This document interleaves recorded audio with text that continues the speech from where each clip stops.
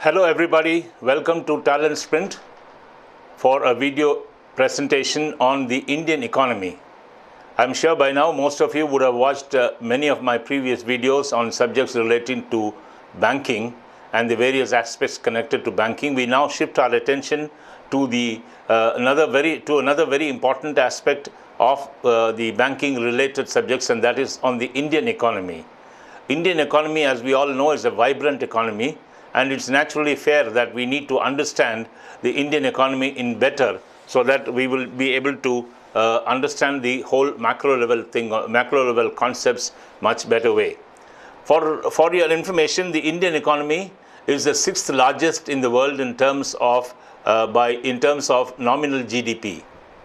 The Indian economy is the sixth largest in terms of nominal GDP, and it's also the third largest in terms of purchasing power parity. What is purchasing power parity? Purchasing power parity is nothing but when you use the exchange rate of a country with another country and that exchange rate is in equilibrium, then that is called the purchasing power parity. To give you an example, supposing it costs, let's say, 100 rupees to buy one KFC burger. I really do not know the price of a KFC burger, so pardon me if I am wrong, but I am just giving you an example. If it costs 100 rupees to buy a KFC burger in India, and if the same KFC burger were to cost $1 in the United States, then if the dollar to exchange value is $1 is equal to $100 is equal to 100 rupees, then that is called the purchasing power parity. Purchasing power parity is used to measure and compare the poverty level indexes in various countries. It's also used to measure and compare the per capita income in the different countries. And in that fashion, India is the third largest economy in the world in terms of purchasing power parity. Maharashtra is the wealthiest Indian state with an internal GDP of about $330 billion. We all know how rich is Maharashtra, and this is further corroborated by the fact that the state has got an internal GDP of $330 billion US. The GDP of Maharashtra is roughly equivalent to countries like Venezuela and the United Arab Republics. Just imagine a state in India is as wealthy as a country like Venezuela, which is itself an oil-rich nation, and the United Arab Emirates, which is again another oil-rich nation. But Maharashtra is so wealthy and so gifted with natural resources and so industrialized that Maharashtra is as rich and as wealthy as two nations of the world, and it has got an internal gross domestic product of $330 billion US. Maharashtra accounts for 13.4% of India's GDP. This is really a very big number considering the fact that it's one of 29 states in the country, and one state contributes to 13.4% of the country's GDP. That's really a very large number indeed. Tamil Nadu, with $170 billion US, is the second wealthiest state in India. See the gap between the two states. The number one has got $330 billion as its state domestic product, and the second wealthiest state, which is Tamil Nadu, is almost just half, or probably just more than half of the wealthiest state in India. Tamil Nadu, with $170 billion US, is the second wealthiest state in India. India became the fastest growing major economy in the world in 2014 by beating China. Until then, China and the United States were holding the reins as to the fastest growing economies of the world. Then China overtook the US in terms of growth rate, and India since 2014 has been continuously the fastest growing economy in the world. It's a matter of great pride for all of us Indians that India has been adjudged as the fastest growing economy in the world ever since the year 2014. That is, we are well into the third year, and now we are running on to the fourth year in succession that India will be the fastest growing economy in the world. In fact, to be very candid, when I made this presentation, I felt very patriotic. Patriotic because there are a lot of good things about the Indian economy which one cannot afford to miss. We must take pride in the fact that India is a real economic superpower now. although the rate of population and the growth of population has been a dampening effect on the country's overall development, and although the oil imports have been eating into our foreign exchange reserves and eating into our trade deficits like anything, but India still remains a superpower on the economic front, because India has been consistently logging in a very impressive performance in terms of growth rates.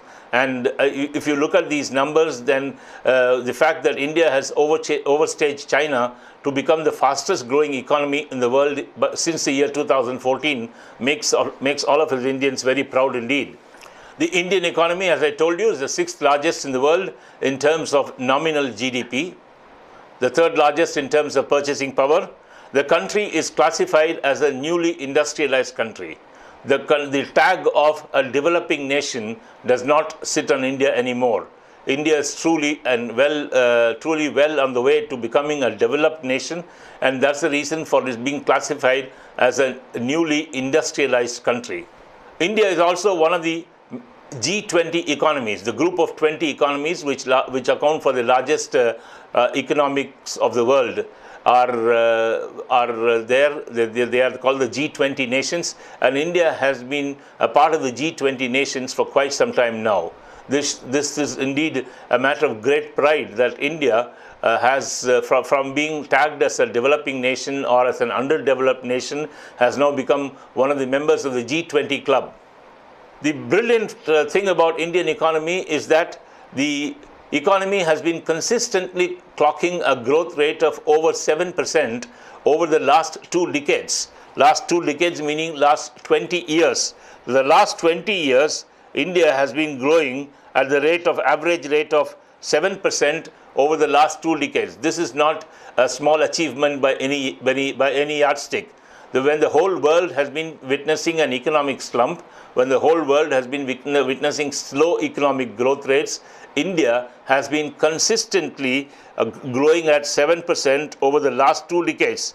The last 2 decades is nearly 20 years. For 20 years, for a country to grow at over 7% is indeed a very, very commendable achievement, and one thing which all Indians can be justifiably be proud of. The long-term prospects of the Indian economy are very bright indeed because of its young population. The demography of Indian population shows that a majority of the Indians are under the age of 35 as of now. Under the age of 35, which means they are all highly employable, they are very, very energetic, they are raring to go. And this means that the economy is bound to grow further in the coming years. The long-term prospects of the Indian economy are very bright given its young population. Unlike some other countries which have a majority of them being old enough, then they won't be able to grow further because their employability is in question. Whereas in India, a majority of the population is under the age of 35, which means that they are employable and they have a lot of energy in them, and the prospects for the Indian economy is indeed great. Because of its young population, the correspondingly low dependency ratio, healthy savings and investment rates, and increasing integration into the global economy are making Indian economy grow at the rate of 7% or more for the last 2 decades or more. There are a couple of things which we need to understand here better. The first thing is integration into the global economy. What does this mean? India has been of late consistently integrating itself into the global economy. The entire world is a global village now, and India, with its reformist attitudes and with its open economy, has become a part of this global village. We now have Indians settled in each and every corner of the world. They are contributing to the development of those nations by working there, and India's contribution to the global economy is ever increasing. And that is what is meant by integrating itself into the global economy. The Indian economy is no more isolated from the rest of the world. For example, I think I told you in an earlier video on banking that today the situation is that when US sneezes, India catches cold. That is the amount of integration we have with the US economy. What happens tens of thousands of miles away from the country will have a direct and indelible impact on the Indian economy. And that is what is meant by saying that integration into the global economy. India has integrated itself with the global economy in a superb manner, and this has led to the fact that wherever there are opportunities, Indian economy has been taking advantage of them. And this is the reason why the country has been able to clock a very impressive growth rate of over 7% in the last 2 decades or more. And yet another factor is this healthy savings and investment rates. The saving rates of the country have gone up tremendously over the last few decades, partly because of the rise in income and partly because of the various avenues for investment. In the earlier days, the only avenue for investment was bank deposits. Today, we have a whole lot of investment opportunities available to a young Indian. Mutual funds are a classic example of what an investment can do for your savings. And so we have a lot of other avenues as well. You have the national pension scheme, you have the insurance sector, you have the mutual fund sector, you have the public provident funds, you have the equity markets or the stock markets, you have the debt markets, you have the government securities markets, and so on and so forth. So there are a lot of investment opportunities available to the young Indian, which means that the rate of savings along with the opportunities for savings has gone up. The rate of savings, the rate of household savings in the country has gone up over the last few decades, and this is another reason for the Indian economy performing so well indeed. The Indian economy has got the potential to become the third largest economy in the world by the next decade. We are talking of the next decade, which means by the years 2020 and 2030, and probably it will become the second largest economy in the world, or probably one of the 2 largest economies in the world by the mid-century meaning 2050. At the rate at which Indian economy is growing, it will be no surprise if India becomes the third largest economy in the world by the year 2020. Of course, the first 2 are inexorably US and China. Given the potential they have and given the past history they have, US and China will probably continue to be the 2 largest economies until the next decade. But India has got every potential to become one of the 3 largest economies in the world. It is already the largest growing economy, but because of the poor history which we have in terms of not growing because of foreign rule for nearly 3 centuries, we have had a lot of time, we have had a lot of things to catch up, and Indian economy has been growing at the fastest rate in the world. But for it to become the largest economy, it will take some time. It will take some time, but we hope that by the mid-decade of the next decade, namely 2020 to 2030, India will become one of the 3 largest economies in the world. Probably the 3 largest economies in the world will be the United States, the Republic of China, and India. And not only this, by the year 2050, India could well be one of the 2 largest economies in the world, which means that it could either overtake China or the Indian economy could overtake the US even. So this is what is meant by saying that we will become one of the 2 largest economies in the world by the year 2050. According to the International Monetary Fund, India is a lone bright spot in the global landscape. India is a lone bright spot in the global landscape, coming as it does from a world organization, namely the International Monetary Fund. This is indeed a high praise for Indian economy. According to the International Monetary Fund, the Indian economy is the lone bright spot in an otherwise gloomy global landscape. Indian economy also topped the World Bank's organization's growth rate for 2015-16 with an estimated growth rate of 7.6% in 2015-16. This is indeed, again, an impressive record by the Indian economy. India topped the World Bank's growth outlook for the year 2015 for the first time, with the economy registering a 7.6% growth rate for the year 2015-16. India's economy is expected to rebound to 7.2% in the year 2017 and 7.7% in the year 2018-19. This is a forecast by the World Bank, and if all indications are to be believed, India is well on its way to recording a growth rate of in fact, probably over 7.2% in this current fiscal, namely 2017-18, and 7.7% in the fiscal 2018-19. India has become a major exporter of software services, major exporter of IT, software services, and BPO services, with an estimated $167 billion worth of exports of these products in the last year. $167 billion worth of IT exports have taken place from India in the field of information technology, software development, and BPO services alone. India is one of the fastest growing service sectors in the world, with an annual growth rate of 9%. What are service sectors? Service sectors are those which are not contributing to the manufacturing of the economy.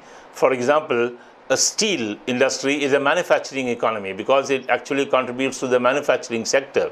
Automobile is again a manufacturing sector. On the other hand, financial services or the IT services is a service sector where they provide services. Tourism is a service sector. Civil aviation is a service sector. So India has got the fastest growing service sector in the world, with a growth rate of about 9% during the last few years. The information technology industry continues to be the largest employer amongst the private sectors in India. The IT industry, with its massive workforce spread across the length and breadth of the country, is the largest private sector largest private sector employer in India. Although recent reports in the last few weeks have come as a dampener, saying that there could be a slowdown in the IT industry because of the visa policies adopted by the Trump administration in the United States, and some other countries also joining the bandwagon in saying that we will not take Indians anymore on what the US equivalent of H-1B visas. But even then, the NASSCOM has gone on record saying that Indian companies are well prepared for that, and not too much of slowdown is expected in the hiring rate as far as Indian IT companies are concerned. But whatever it may be, as of now, the IT sector is the largest private sector employer in the country today. India is also the largest export technologies hub in the world, with over 1,100 startups in the year 2015-16. India is a hub for startups. Startups meaning those which are just being set up. Those companies which are being set up for the first time by young entrepreneurs, and India is becoming a hub for startups because of the various favorable factors associated with the Indian economy, primarily amongst those being availability of cheap labor and availability of credit. Because of that, India has seen a huge amount of startups which has been happening in the last few years. And India, with an estimated 1,100 startups in the last few years, has become the third largest startup hub in the world. It's become the third largest startup hub in the world because of the fact that there are 1,100 such technology startups, or such technology startups alone in the year 2015-16. The agricultural sector is the largest employer in India's economy. The agricultural sector is the largest employer. We are not talking of private sector employment alone here. We are saying the agricultural sector is the largest employer in the Indian economy. But unfortunately, it has been contributing to a declining share in the growth of the GDP. In the year 2013-14, the share of agriculture in the Indian economy was only 17%. Earlier, it went up to 23, 24, and 27% in the previous years. But unfortunately, the agricultural sector has not kept pace with the rest of the economy in terms of contribution. There are a number of reasons why the agricultural sector has not been performing as well as it was in the earlier days. Primary among them is the over-dependence on the monsoon. Indian agriculture still continues to depend on the monsoon. When there are bad monsoon years, agriculture fails. Plus, the crop loan system announced by the government has run into a lot of rough weather, with a lot of farmer suicides happening across the country because they are unable to pay back their debts on time. And the third reason is that the cost of agricultural produce has been continuously going up over the years because of general inflation. with the result that the farmer is not able to use mechanized products for his agricultural development in an increasing way, with the result that when he does not use mechanized products, the produce from the agricultural sector comes down. Not only the produce comes down because of mechanization, but also because of lack of water. Agriculture primarily depends on water, and when the monsoon fails, the water is not there for the farmers to grow their products sufficiently. And yet another factor which has been contributing to the declining growth of agriculture in the Indian economy has been the interstate disputes on sharing of water. There have been n number of instances where the neighboring border states have been at loggerheads with each other on the sharing of water, with the result that sometimes there is excess water, sometimes there is, or most of the times, there is absolute scarcity of water. All this has meant, and with rapid urbanization, the country is seeing a diminishing availability of agricultural land itself. When the agricultural land itself falls in supply, then how can one expect the agriculture to grow?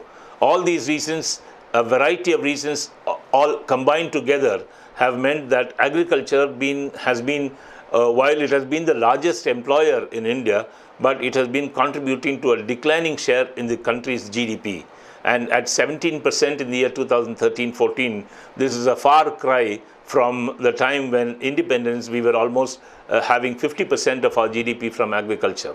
It's not in our arena to judge whether this is right or wrong, because urbanization has its advantages, industrialization has its advantages, but the fact that agriculture is the predominant sector in the Indian economy, it continues to be the predominant sector in the Indian economy, but it is contributing to a declining share in the GDP, is a real cause for concern for Indian economists. And the earlier we set right certain things which are controllable within us, like for example, interstate sharing of waters, like for example, cost of agricultural manure, agricultural equipments and agricultural tools. The earlier we set right these things, the better it is for farmers. And it is imperative that we put a stop to farmer suicides because of they not being able to repay their debts on time.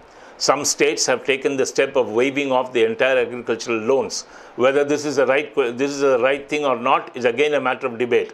How much can you waive off agricultural loans? How much can you go on waiving of loans? And when loans are waived off, it means that the loans become bad, and you have to provision for it. And the greater the provisions, the higher the loss will be for the concerned state. Well, all these are matters of macro level thinking which has to be undertaken by the economists concerned. But the fact of the matter is that agriculture was India's pride. Whether it is still India's pride is a little open to debate. But the statistics show that agriculture, while it retains the top employer spot in the country, has been contributing to a declining share of the gross domestic product. And that is not indeed a very good development. We need to revisit this area. When I say we, the entire country, including the economists, has to revisit this area. And a bountiful agriculture means a happy nation. That is what is the situation for India. And as long as agriculturalists are not happy, the nation is not going to be happy. There is no denying that fact at all. India ranks second worldwide in terms of farm output. This is indeed a fantastic news. India ranks second in terms of farm output, but again the question is at a continuously declining rate. India still continues to be the second in terms of farm output.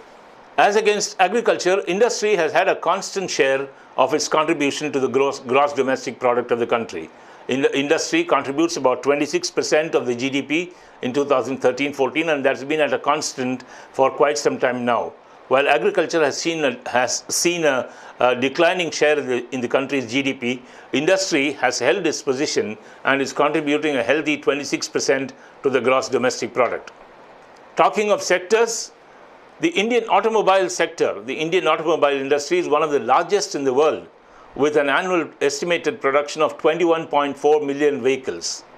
we have the case, it's very evident for all of us to see how the Indian automobile industry has grown by leaps and bounds in the last maybe 20 years or so, or maybe 20, 30 years when the first car other than the Fiat and the Ambassador was introduced in the country.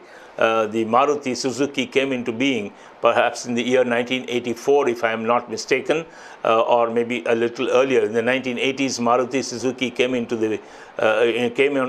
the Indian roads, and that has set off a kind of automobile revolution in the country. Today, we have all the world's leading brands either manufacturing or importing it into India and selling it on the Indian roads.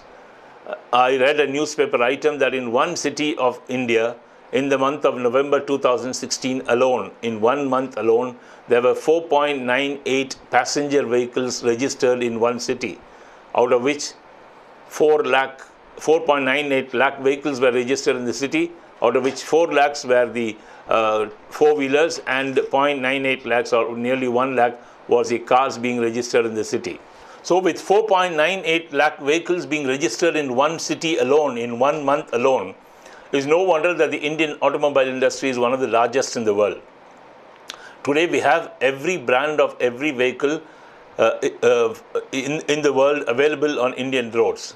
And added to that is the population of trucks and tractors and other other automobile equipments. And so we have the Indian automobile industry is one of the largest in the world, with an estimated production of 21.48 million vehicles in the year 2013-14. India has about $600 billion worth of retail markets in 2015 and is one of the largest e-commerce markets in the world.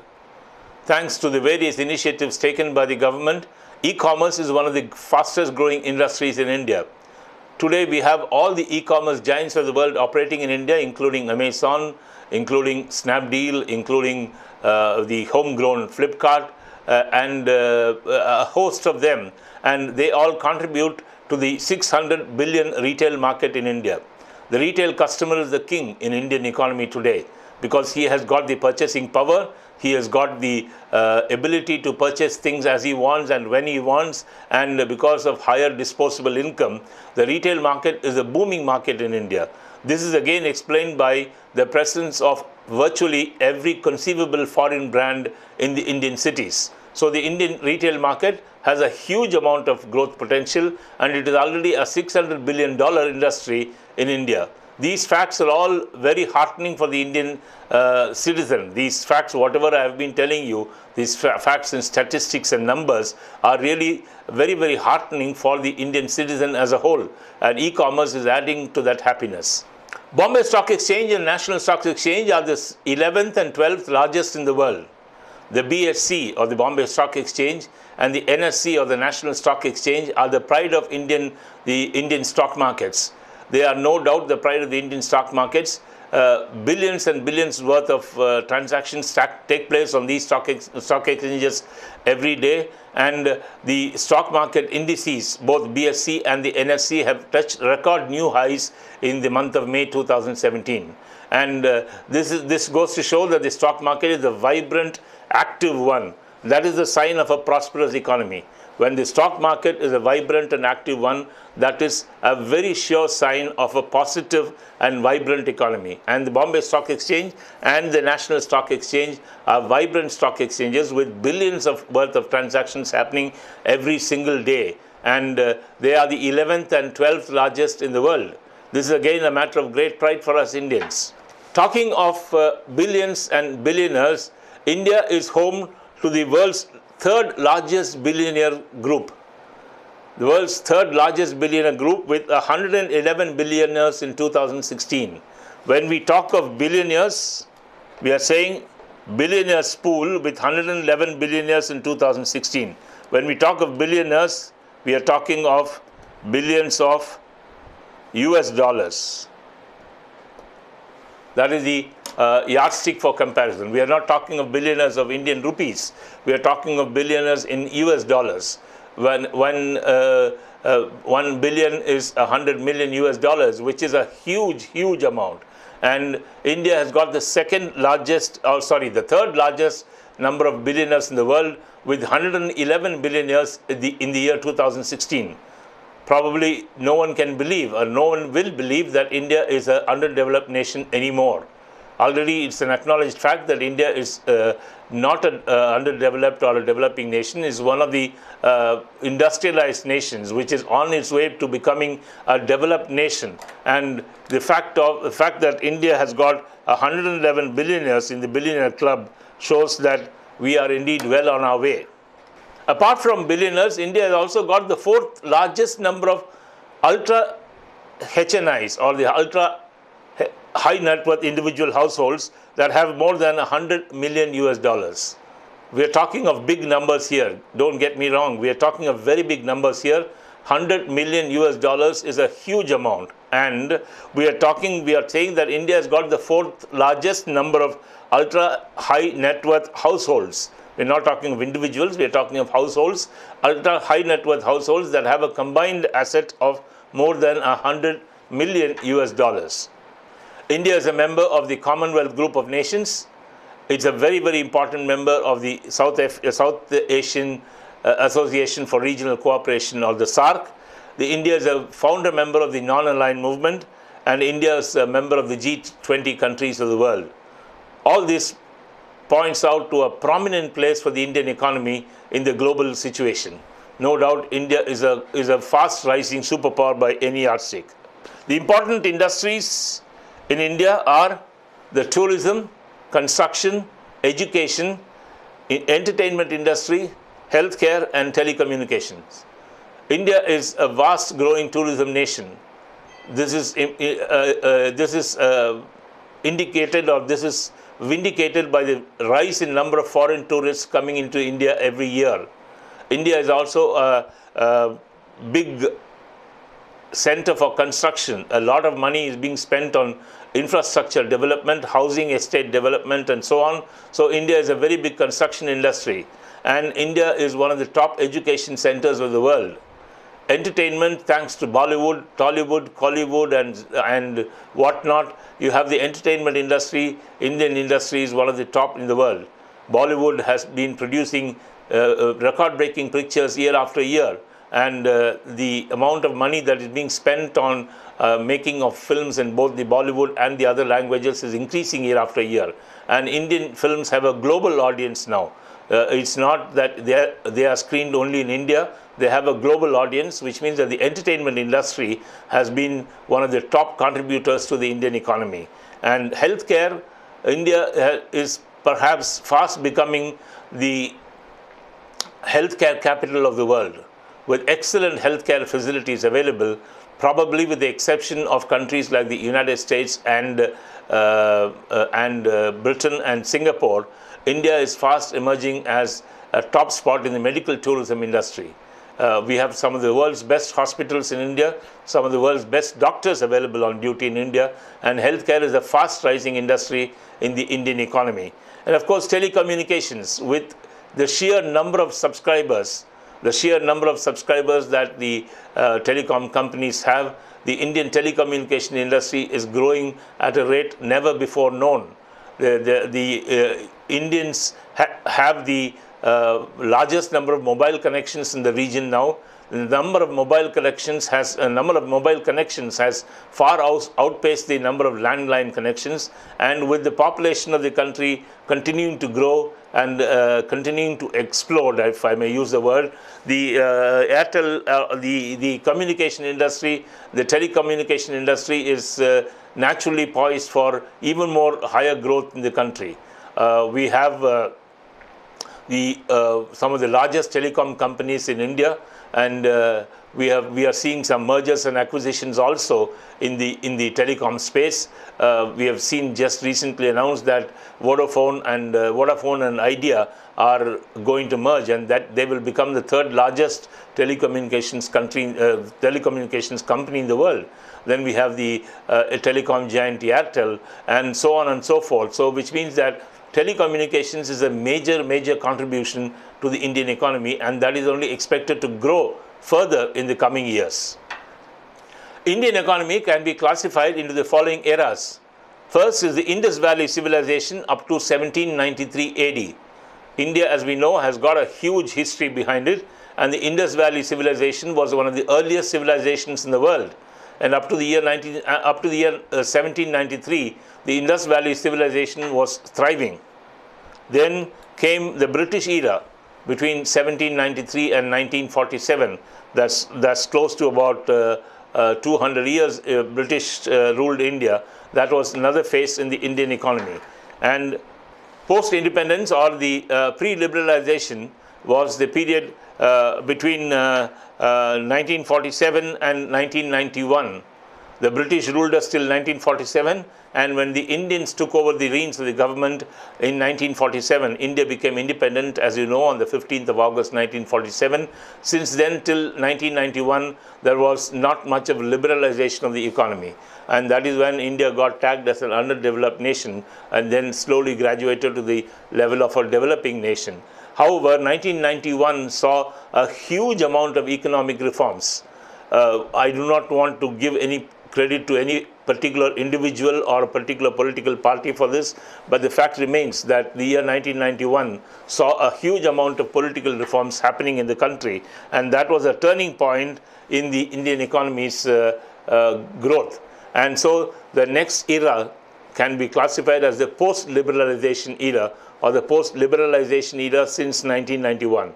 So we have had the Indus Valley civilization up to 1793, then the British era between 1793 to 1947, then the post-independence but pre-liberalization era between 1947 and 1991, and then the post-liberalization era, or the free era, after 1991.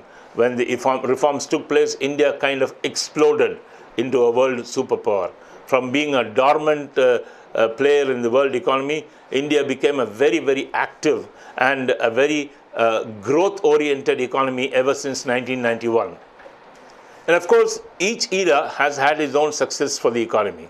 It's not that the Indus Valley civilization alone was brilliant, or the post-liberalization since 1991 alone has been brilliant. In each of these areas, whether in each of these eras, whether it is in the Indus Valley or British or the post-independence, pre-liberalization or the post-liberalization, we have had success stories. But it is a matter of fact that it is only after the liberalization, that is post-1991, that the country came onto the world stage, as it were. It came onto the world stage and being noticed by people all over the world. If one were to classify the various sectors of the Indian economy, it will be primarily agriculture, then industry, then petroleum products and chemicals, pharmaceutical industry is a major one, engineering, gems and jewelry, textile industry is a very major important industry in India. Mining, we have had a lot of success with coal mining. We have also had a lot of success for a certain period in gold mining. Iron and steel, we have the largest iron and steel plants in India, namely the Tata Iron and Steel plants in Jamshedpur is a very, very large one. So we have iron and steel as a major industry.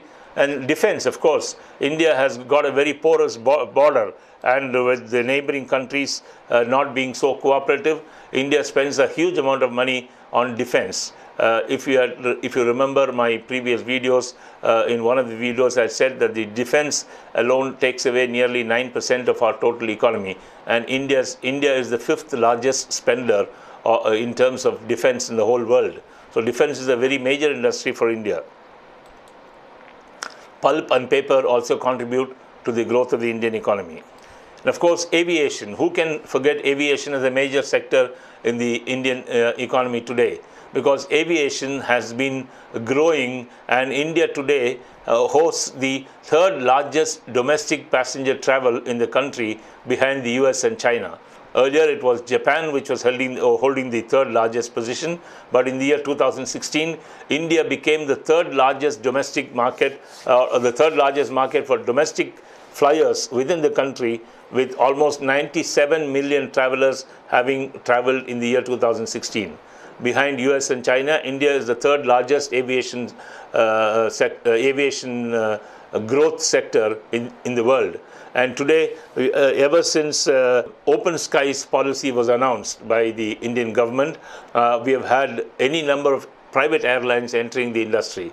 Gone are the days when there was only one Air India and one Indian Airlines. Today, we have a lot of airlines flying the Indian industry, budget airlines, full cost airlines, and all these are almost every flight runs full these days. Flying has become commonplace. It's no more for the elite, it's no more for celebrities alone. Every common man is able to fly today thanks to the affordable rates and thanks to the competition in the Indian skies. And with the Udan scheme for regional connectivity being announced and launched by the Prime Minister last week, or maybe about 10 days back, even the underserved and unserved airports of the country are going to be served better now by way of air connectivity. The airline companies have offered to fly to these untested territories, of course, at a subsidy being provided by the government for the cost of operations. They have capped at 2,500 rupees per hour. So this is going to be subsidized by a levy from the other passengers in the other centers of the country. But be it as it may be, aviation is a very, very fast-growing sector in the Indian economy. Some skeptics have their doubts and say that this is a bubble which will burst. But in my personal opinion, it is not going to burst. It is not going to burst because given the sheer volume of population of the country and given the size of our country, the aviation sector, if managed well, cannot fail. There have been a few bad apples in the past. Kingfisher is an example where because of mismanagement, the airline has completely closed down and is defunct. There have been other examples as well, East West Airlines, Paramount Airlines, and so on.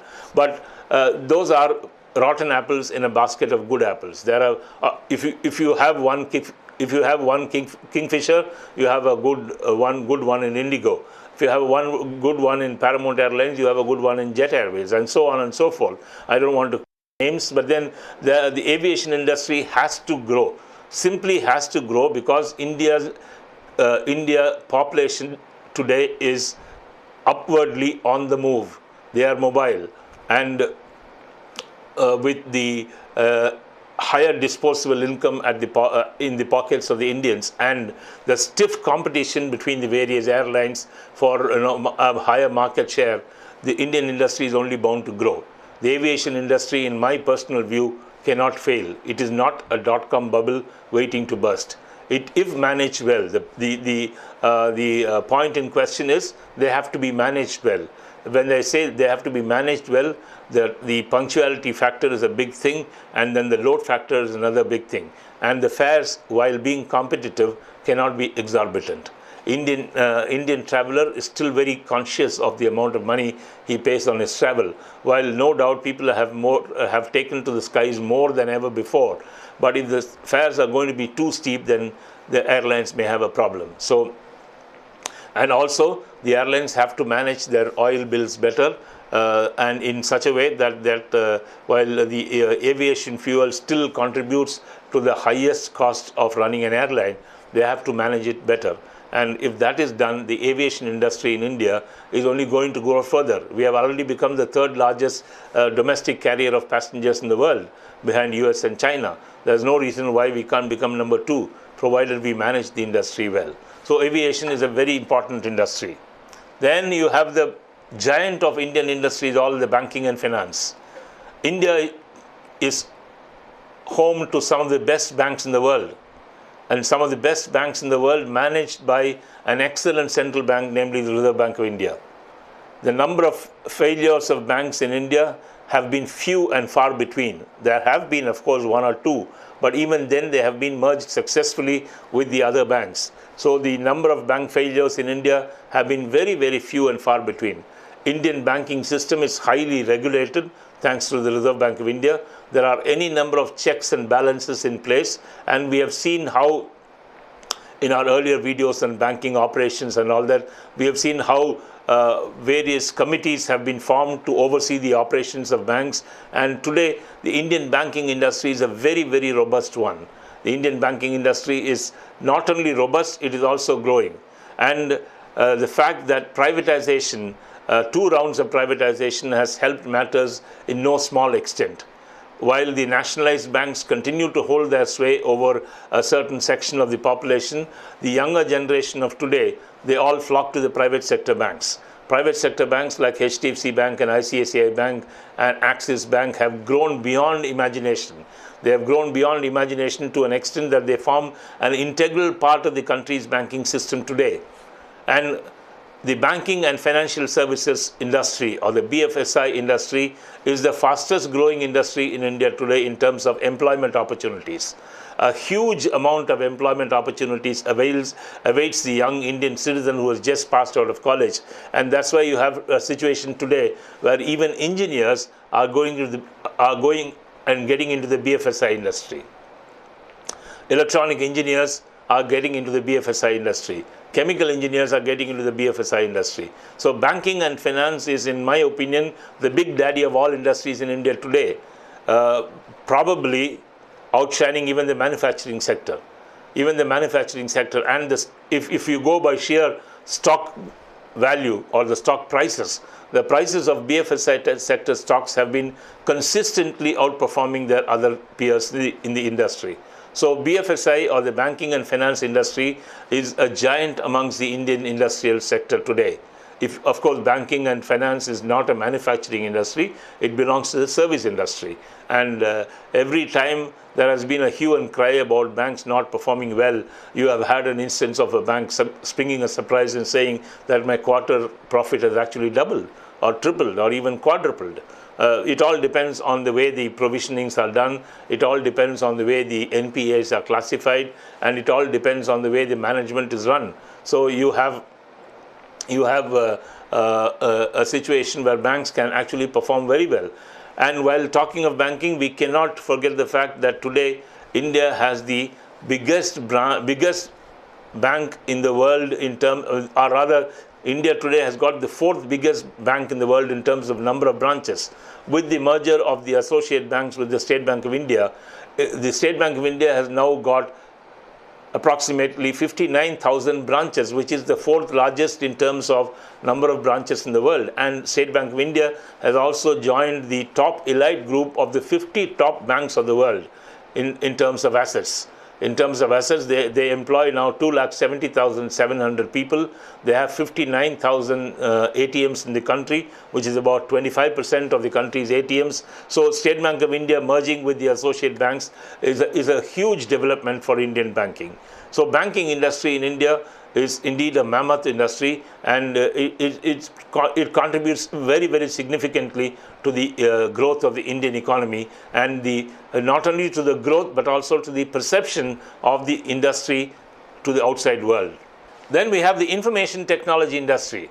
The information technology industry has for long been the darling of the Indian masses, because most of the services of the IT industry have been exported, mainly to countries like the United States, Britain, France, Germany, and so on. And the Indian youth who were searching for jobs found a ready-made employer in the Indian information technology industry. The IT industry, as we saw just a little while ago, continues to be the largest private sector employer in the country.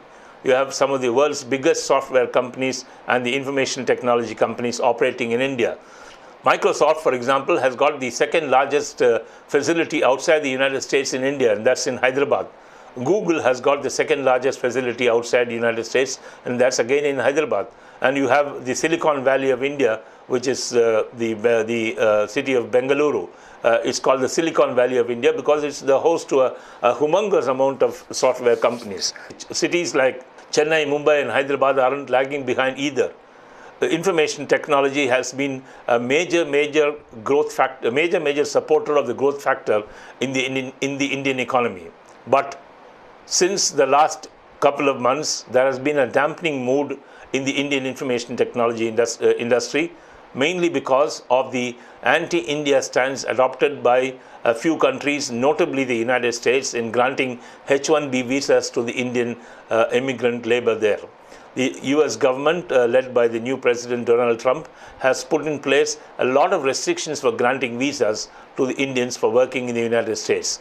And taking a cue from the United States, other countries like the United Kingdom, Australia, for example, has abolished the 457 visa program. Singapore is also gearing up and saying that we would like to recruit more local talent. So coming close on the heels of the United States government, other countries of the world are also probably thinking of slowing down the hiring of Indian expat laborers to that country, or Indian expat workers, I must say, to that country, and because of which there is a slight amount of dampening in the mood of the Indian information technology sector. Whether this will really actually translate into a definite slowdown in the IT hiring industry remains to be seen. But as of now, the IT technology, the information technology sector in the Indian economy is a very bright one indeed. It contributes handsomely to the exports of the country. We earn foreign exchange revenue mainly on account of information technology, and it will be indeed a sad chapter for the Indian economy if the IT industry were to witness a slowdown. We are not talking of the BPO or the .com industry, we are talking of the IT industry as a whole. And IT industry is dominated by software exports. Indians have known to be the most efficient software writers in the world, and of course coming with a tag of the cheapest software writers in the world. And that's why they found ready-made markets in the countries like United States, UK, and France and Germany and Singapore and so on. But if the current trend continues, we'll have to wait and watch how the IT industry will pan out. But let's hope that the doyens of the IT industry find a way to go around this problem and ensure that this doesn't become a major headache for the IT industry. Insurance again is a very, very large industry in India today. We have 23 players in the life insurance sector and another 23 players in the non-life insurance sector. With an ever-increasing population level and with the awareness of insurance growing thanks to the efforts taken by the regulator IRDAI and the companies themselves, Indian insurance industry is growing at a very rapid rate, and the number of companies competing with each other to expand the reach amongst the various classes of the Indian society is indeed very noticeable.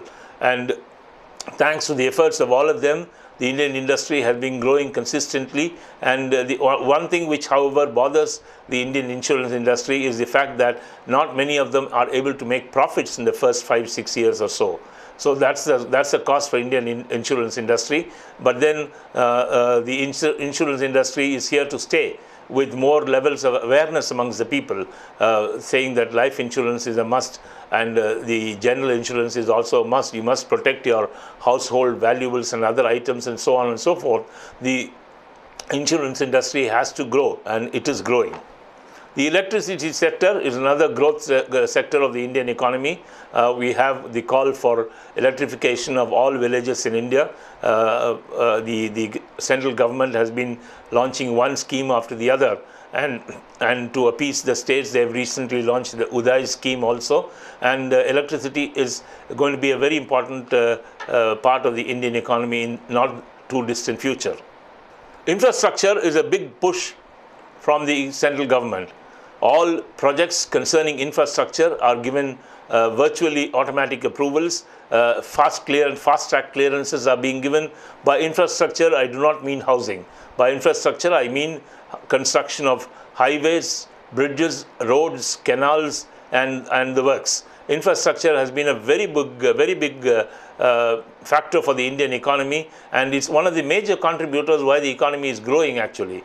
The infrastructure fund set up by the government has also been contributing handsomely to the development of the infrastructure industry in India, and with the continuous push being given by the government, the infrastructure industry has to grow, and it is growing. Retail is the biggest arm of the Indian economy, in my words, in my opinion. Retail sector is a humongous arm of the Indian economy, with a huge amount of population which we have. And as I told you right at the beginning of this session, with most of the population being under the age of 35, with very high disposable incomes, thanks to the information technology sector, the retail industry has never had it so good. We are today witnessing a retail mall in practically every town and city of the country, which means that the retail industry is booming. The retail industry is booming, purchasing power of the people is increasing, especially the purchasing power of the urban people is increasing, and with increasing urbanization, it is natural that the retail industry in urban centers will only grow. With 1.27 billion people, that is the population of India, 127 crores, 1.27 billion people, and the world's third largest economy in terms of purchasing power, India's recent growth and development has been one of the most significant achievements of our times. This is what made me very patriotic when I prepared this presentation. With a population of 1.27 billion people and the world's third largest economy in terms of purchasing power, India's recent growth and development has been one of the most significant aspects or significant achievements of our times. There is no doubt about that at all. It has been a significant achievement of our times. Indian economy's growth has been indeed one. The country has brought about a landmark agricultural revolution that has transformed the nation from chronic dependence on grain imports to a global agricultural powerhouse that is now a net exporter of food. Please don't mistake this for some political statement. These are actual facts. These are actual facts and not taken from the manifesto of any political party. The country has brought about a landmark in agricultural revolution that has transformed the nation from chronic dependence on grain imports to a global agricultural powerhouse that is now a net exporter of food. You might wonder, on the contrary, you have farmers committing suicides, you have drought, you have less of agricultural produce coming into the economy. On the other hand, we are saying India is a fast-growing agricultural nation with the net exporter of food. Both are facts. Unfortunately, both are facts. The situation as compared to the earlier days is that Indian economy's dependence on grain imports. India was importing wheat for a long time. Those of you who are those of you who are watching this video may not be old enough to realize that, but some of you who are watching this video or their parents may realize that there was this quota program for wheat to be imported from US and from Britain not too long ago, about 50 years ago. 50 years ago, India was actually importing grains. India was importing rice, India was importing pulses, India was importing wheat. And wheat consumption is a very, very high one in India because of the demographic reasons. And from that situation, now today we have come to a situation where we are indeed net exporters of food. That's something which India can be very, very proud of. The agricultural revolution has made it possible.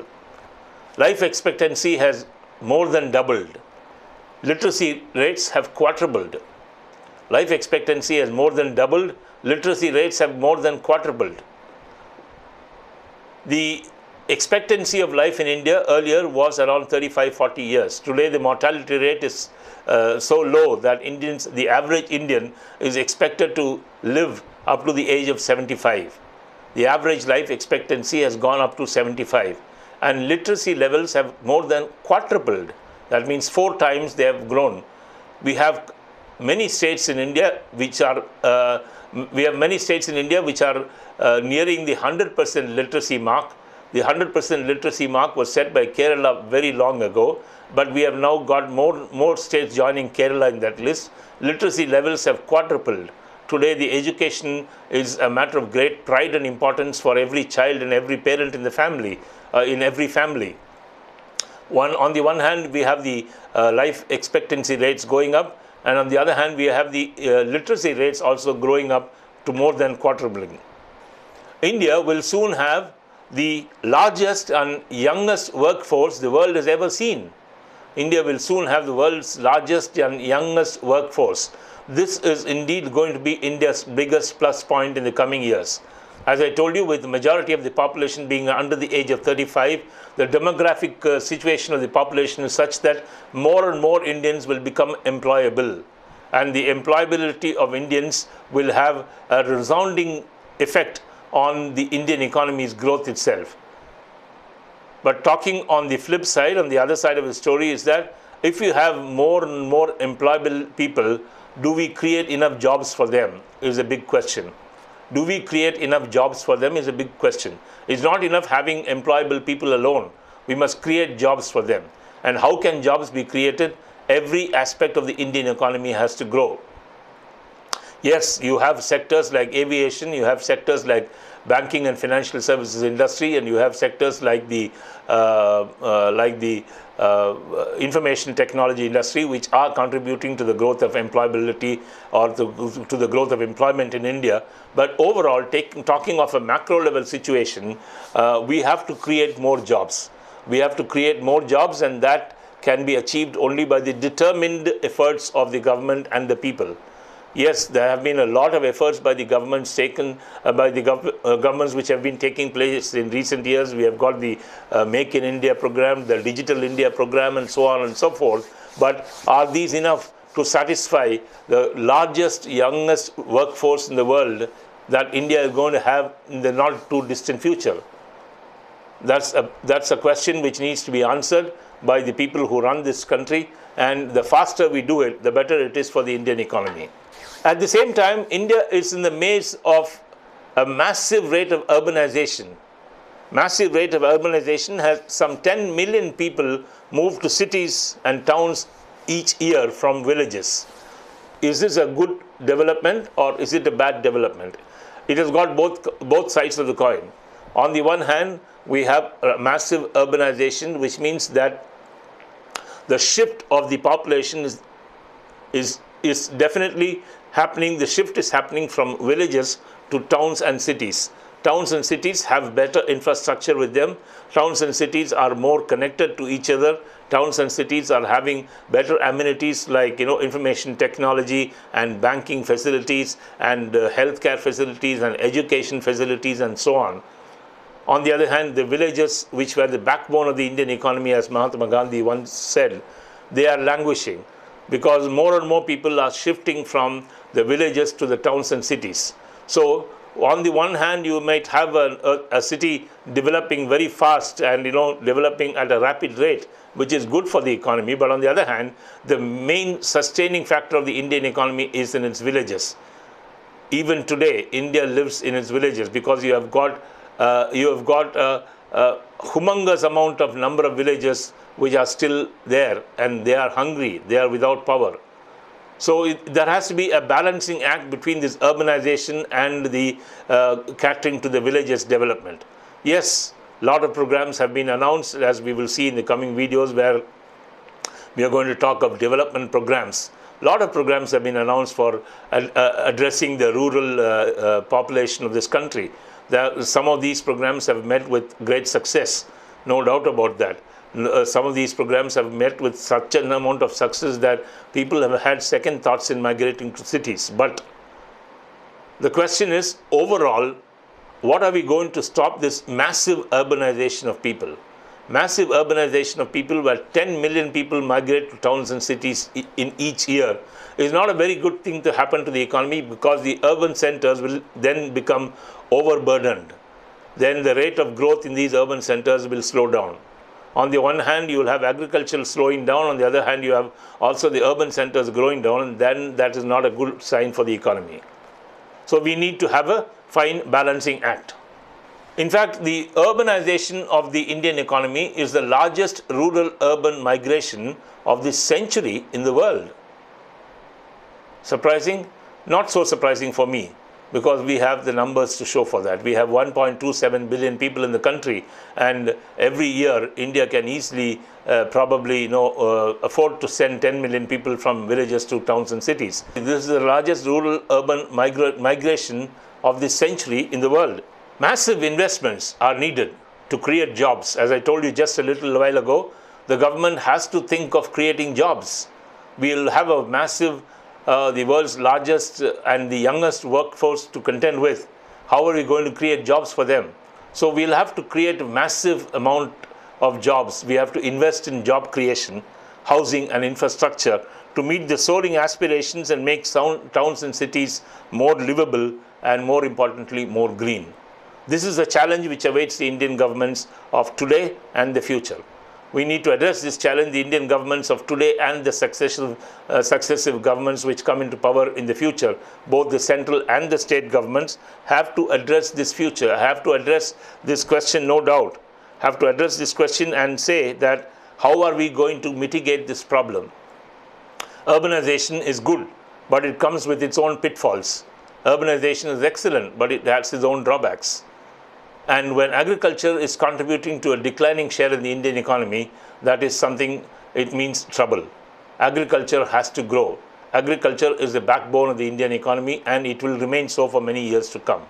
And we need to take care of this segment, agriculture, in such a way that agriculture does not suffer.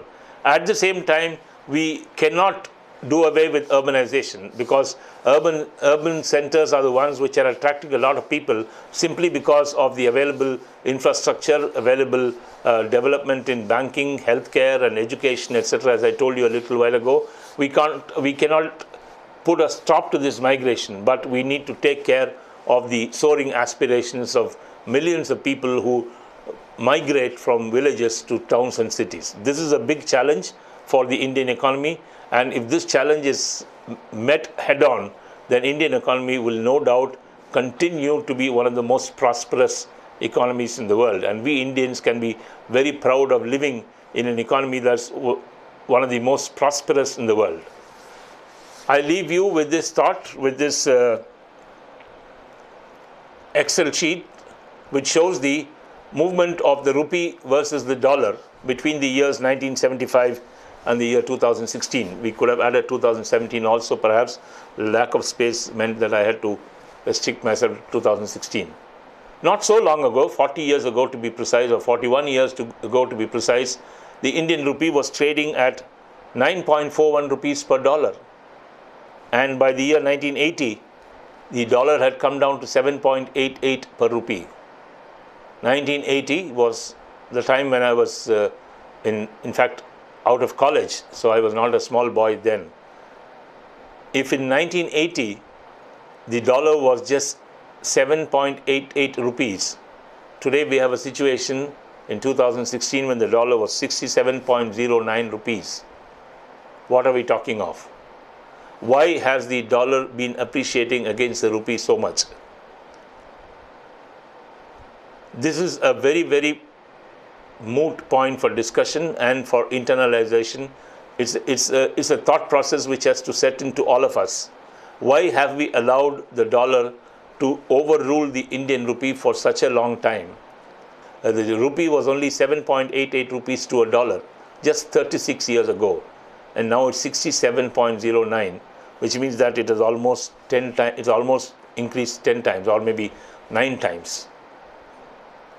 Of course, the obvious answer lies in the fact that we Indians have been importing more than what we have been exporting. We have been exporting petroleum products, we have been exporting IT software, we have been exporting automobiles, we have been exporting a few other goods and services. But the main problem lies with our oil imports. Oil imports have been the major source of India's import bills. And oil imports are all paid for in US dollars.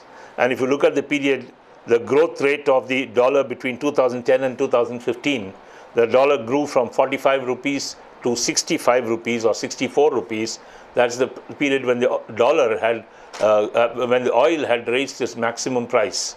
The oil prices had gone up to even $100 per barrel. But now with the oil level settling at around $50 a barrel in recent times, and with the growth rate of the economy being very satisfactory at more than 7% as against the global average of just 2.9%. We Indians have to get this rupee back on track. Unfortunately, is there a will on the part of the governments to bring this rupee back on track to more manageable levels? Or is it a good thing for the rupee to sustain at 68, 69 levels? There are various debates and controversies and talks going on. There is a section of economists which feel that 68, 69 is the right price for the Indian rupee to a dollar. But for people who have seen 7.88 rupees to a dollar, talking of 68 rupees to a dollar is indeed rather something which is unpalatable. Do we need to stop this, or do we need to take the rupee to a natural level? Taking it to a natural level is good, of course, but then remember, for every increase in the value of the dollar, Indians have to pay more in terms of import bills.